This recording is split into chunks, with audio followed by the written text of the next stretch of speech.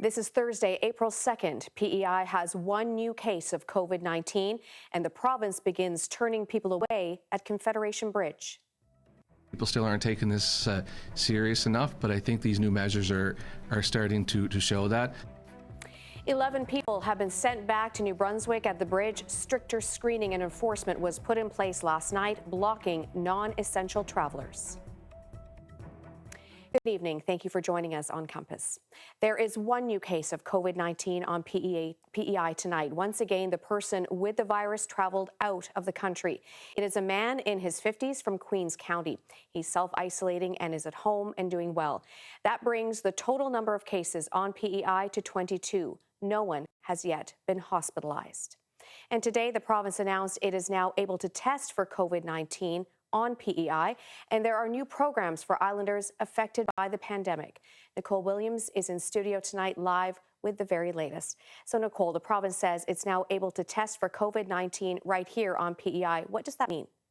Well, Louise, it means the province can now test and verify cases of COVID-19 right here on PEI. It's happening at the provincial laboratory. Up until now, we've been sending off our samples to the National Microbiology Lab in Winnipeg. And it's meant waiting up to several days for test results to come back. So doing the testing here could mean that we get those results faster. So we know that the lab started testing yesterday, and it's going to be done in a limited capacity to start.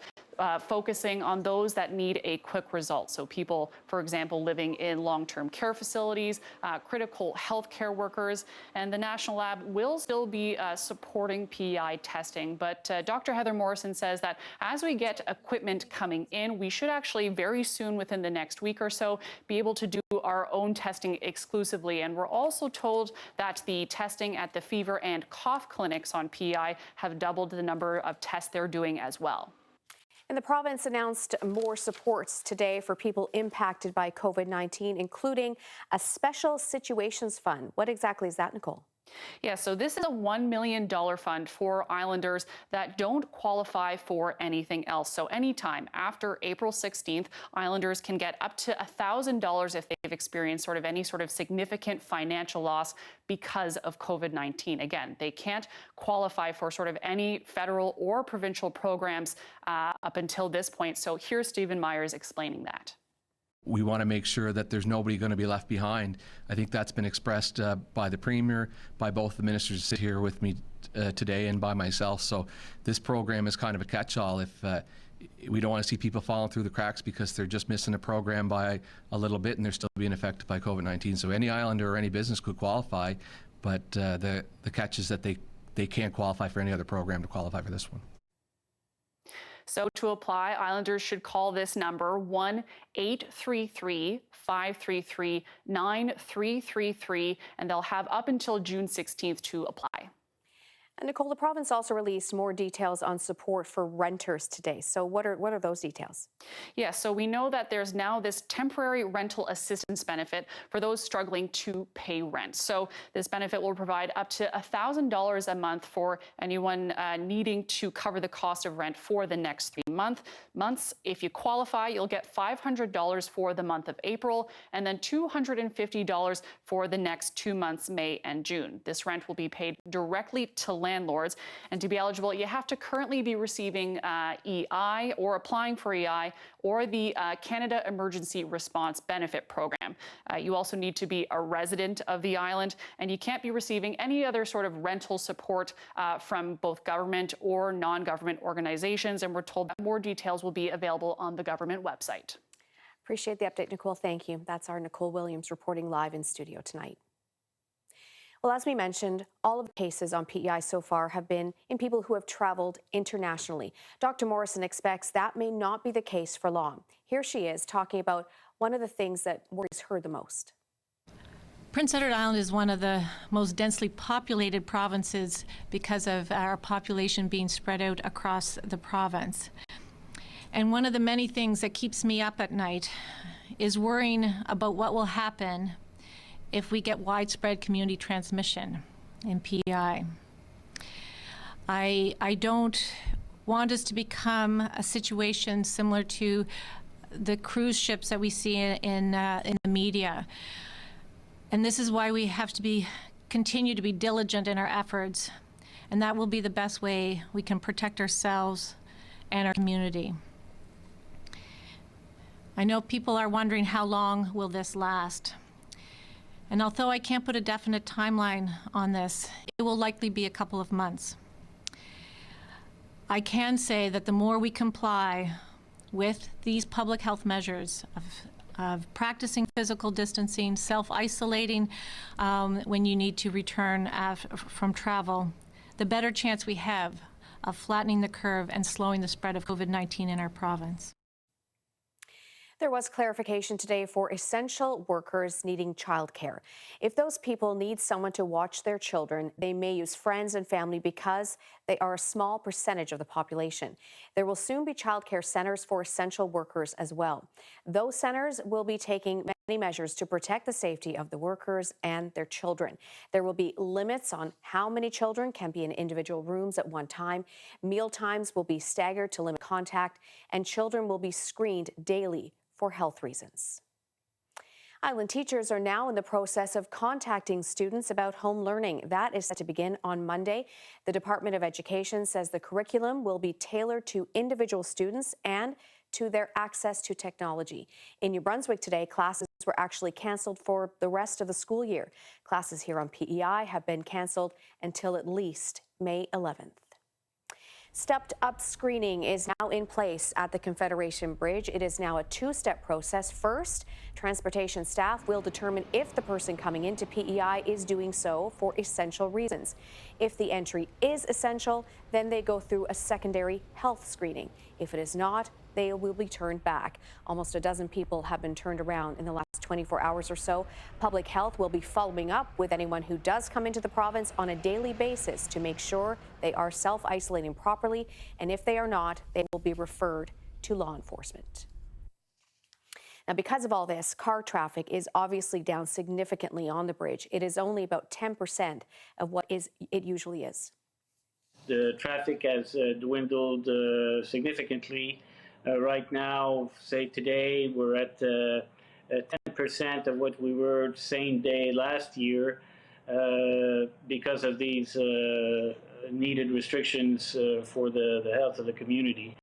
And basically, we're talking about here about two-axle vehicles and transport, commercial, like big rigs and stuff like that, continue to travel to PEI, obviously, for supplies, goods and supplies, for the supermarkets, for the pharmacies, for the health care people, and so on and so forth. Michel Lechache says this is not the time to discuss whether the drop in traffic now might have an impact on tolls later. Canadian Blood Services says Islanders have really come through after a recent call for donations. People were cancelling appointments because of concerns about COVID-19. Targets were exceeded a couple of weeks ago and very close to being met last week. There are no walk-in appointments at the moment, so donations must be made by appointment. And the Upper Room Food Bank is now allowing clients to come get food twice a month. Usually people are only allowed to come in once a month. The executive director says he's seeing new people these days, and he's concerned about what the next few weeks could look like. The food bank is still accepting donations. Staff members are doing extra cleaning and limiting the number of people allowed in at one time. There will be no harness racing in May. Now, the earliest the season will start is June 4th. Quarantine measures are in place at the barns in Summerside and Charlottetown. Only essential workers are allowed in, like trainers and blacksmiths. The horses are still being exercised every day. The cycling lane around Victoria Park is now open. City officials say it's opening early to give people more space to distance from each other. The lane will stay open until October 31st. That means cars can only travel one way through the park, using the outside lane closest to the water. Hi, folks. Another cloudy and windy one today, and unfortunately much of the same tomorrow. That being said, as we get into the afternoon, we may see a little bit of sunshine on your Friday, and conditions will be improving as we head into the weekend. And I'll be back with your full weekend forecast, plus a look at the next 7 days. That's coming up a little later here on Compass. The province says eviction orders will not be enforced during the COVID-19 pandemic on PEI. The Office of Residential Rental Properties announced it would be suspending rental hearings except in urgent cases, and it's urging tenants who get an eviction notice to act quickly if they want to challenge it. Andrew McDonald is a rental property officer and joins me now via Skype from Summerside. Nice to see you. Hi, nice to see you. So I do appreciate your time. Can someone be evicted right now on PEI? Sure. So that's kind of an important question, and there's some nuance to that question as well. I think we've all heard the communication from the province today that enforcement of evictions is being suspended, basically indefinitely for the duration of the state of public health emergency. What's important to understand, however, is that while enforcement of evictions has been suspended, the initiation process for evictions is still going forward. So tenants may still be receiving eviction notices, and it's important for them to understand that those eviction notices may still be valid and may require prompt action on behalf of the tenant in order to challenge them. So you still are able to get an eviction notice. So what does that mean, and what does someone have to do if they get one? So landlords are still permitted to serve eviction notices for reasons such as non-payment of rent or other behavior issues. And tenants have a limited period of time where they're able to challenge those eviction notices. If they don't, if they take this messaging from the government that evictions have been suspended and they don't challenge those eviction notices, they may actually be deemed to accept the eviction notices. Now, they won't be removed from their apartments now during this public state of health emergency, but they may be removed from their premises further on down the road when the state of emergency is ended. So how long do they have to file a challenge? Generally speaking, tenants have 10 days. That's for your usual type of eviction for non-payment of rent or other behavior issues. With certain types of evictions, they may actually have 20 days. But what we would advise at the rental office is that anyone receiving a notice of termination give us a call. We are still working. We're taking calls, and we really should be the first line of defense for tenants receiving those eviction notices because we can give them the information that they need. What about landlords? If they can't evict someone, say, in this period, they might not be able to pay their bills. So what is your advice to landlords? It is a genuine concern for landlords, this idea that rent is going to be missed and that it won't be able to be paid. We recognize that. We are also actively trying to get the message out that rent is still due. Rent has not been deferred. Rent has not been forgiven by the government. While it's true that tenants won't be removed from their apartments for non-payment of rent, that rent is still due. So what we're suggesting to both parties is communication. Landlords and tenants should speak to each other. If they're not going to be able to make their rent, they should speak. They should come up with an alternative plan, a payment plan, if that's an option, in order for landlords to be able to get the rental income they need in order to make their monthly expenses, which are not being deferred, and also for tenants to not get so far behind that they get in a situation where they can't pay their rent.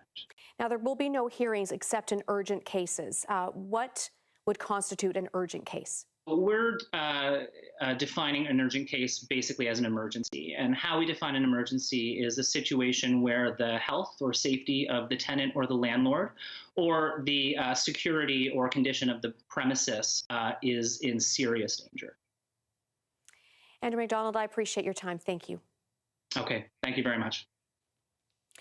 PEI's Buddhist monks have made changes to their lifestyle because of the COVID-19 pandemic. They continue to gather for prayers, meals, and school, but they put their entire community into lockdown voluntarily. Brian Higgins reports. Monasteries at Little Sands and at Heatherdale near Montague went into self-imposed isolation on March 6th, according to the monks. For weeks now, nobody has gone in or out. Food, supplies, and mail are being dropped off and picked up at an off-site location. The monks are calling this community self-isolation. Inside, they continue to gather in scaled-back numbers. Prayers, meals, and classes are now limited to no more than 50 people. Normally, morning prayers would be attended by up to 200. Monks are keeping 2 meters apart where possible, but they say there is some crowding in one dining hall and in the dormitories, where monks continue to be lodged in bunk beds up to 4 to a room. Health officials have said public gatherings of any size should not be taking place. A spokesman for the monastery says they're aware of that directive. We've been informing and maintaining a contact with PEI Health and Wellness and make sure that everything we do is follow the guidelines. We try to follow their guidelines as much as we can. Actually, at this moment in time, the community is not in contact of anyone from the public. Classroom studies continue with the consent of the boys' parents, according to monks. Some felt it safer to stay on the island than risk international flights home. International travel by the monks was discontinued in early February. Outreach programs, such as the distribution of food boxes in the outside community, are on hold for now. The monks say they've had no symptoms of COVID-19 so far. Brian Higgins, CBC News, Charlottetown. We're going to take a short break, and as we do that, a live look outside. It looks a little windy out there from our tower cam. Jay's full forecast is coming up after this break. I'm Mitch Cormier. Coming up Friday on Island Morning, our very first breakfast table tune. Keelan Wedge will join us after 8 o'clock, playing live from her breakfast table to you. Come share the music Friday at 96.1 FM.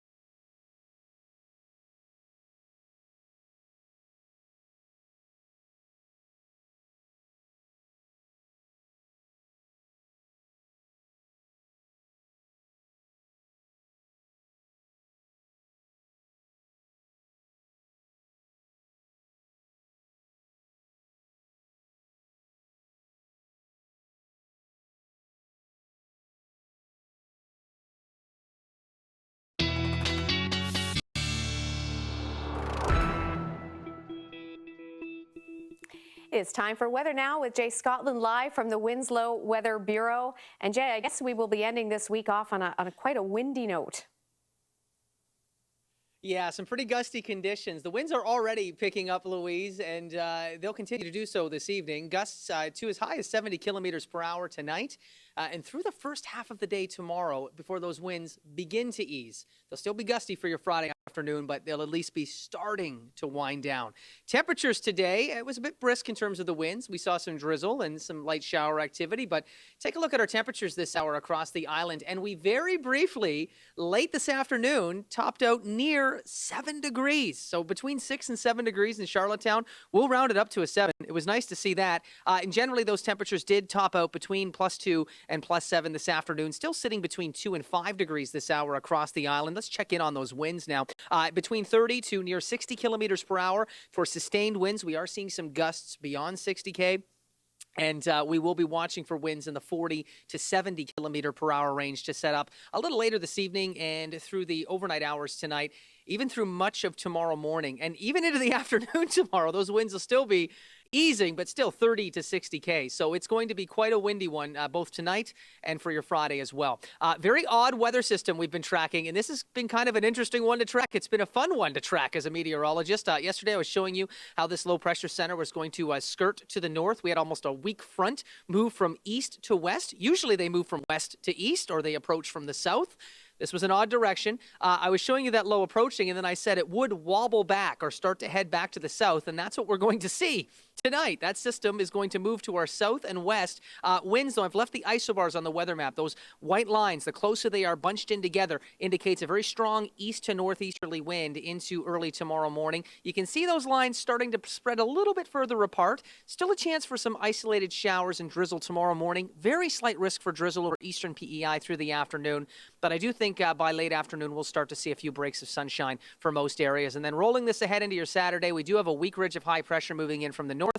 It's not a strong ridge of high pressure, so we'll see a partial clearing trend, but calmer winds and at least a bit more sunshine, although it will be a little on the cool side with that system coming in from the north for your Saturday and your Sunday. As for tonight over western PEI, most areas around +1. May see a few spots not on the weather map here that do stay around 2 degrees through the overnight hours tonight. Showers, more likely drizzle though, and some fog that could linger into tomorrow morning. Breaks of sunshine with highs between +1 and +2 tomorrow afternoon. Central eastern PEI between 1 and 2 degrees for most areas tonight, with some drizzle and patchy fog possible despite the strong winds. That should taper off for most areas in the morning. Could see some drizzle lingering for eastern areas into the afternoon. Otherwise, we'll get back to a few breaks of sunshine, hopefully, fingers crossed, late in the day. Bit nicer as we look to your Saturday and your Sunday, although a little cooler than it should be for this time of year. Louise? Thank you very much, Jay. We'll see you again tomorrow for Friday. Well, we are used to seeing Rick Mercer doing his rants in an alley. Now with COVID-19, that's not happening, but that's not stopping Rick from getting a message out to Canadians. As we take a break, have a look. Normally, when I'm doing a rant, I have a few rules. The first thing you need is a good cameraman and a great-looking alley, or a great-looking cameraman and a good alley. Today, I have neither. Why? Because I like my cameraman. I like him very much. One of my favorite people. I like him so much, I don't want to be within 6 feet of him. I don't want to be in the same room with him. I want him to stay at home, healthy, and go stir crazy just like the rest of us. And why am I not in my alley? Because there will be people there. And what will they be doing? They'll be doing what they're always doing, wandering around, enjoying the magnificent graffiti as if they were in an art gallery. Do you know what you don't do during a pandemic? Visit an art gallery. And I know technically not a gallery, it's an alley. Congratulations, you found yourself a loophole. People, stop looking for loopholes. Stop ducking under the police tape. Stop hanging out on narrow pathways. Stop jogging in groups. Yesterday, I saw a group of people walking down the street, passing around a joint. Seriously, passing around a joint? Legal, yes. Stupid, big time yes. Why not just French kiss each other, go home and catch your house on fire? And the neighbor's house too. Normally, it makes no sense to rant about something that almost everyone agrees with. And honestly, 95% of Canadians, they're all doing the right things. But some of us are bending the rules, and it has to stop because it is through a loophole that the virus will get in. We can do this, but only together. All of us together. Flatten the curb, plug the holes.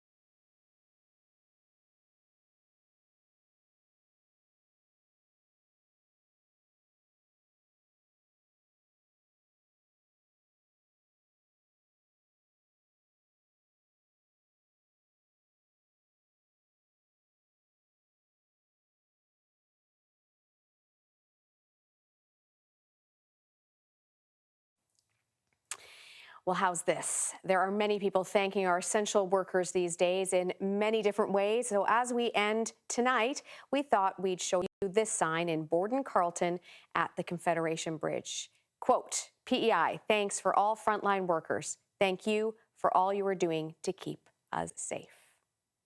And thank you for joining us tonight for Compass. You can always log on to cbc.ca/PEI for more news from the province 24 hours a day.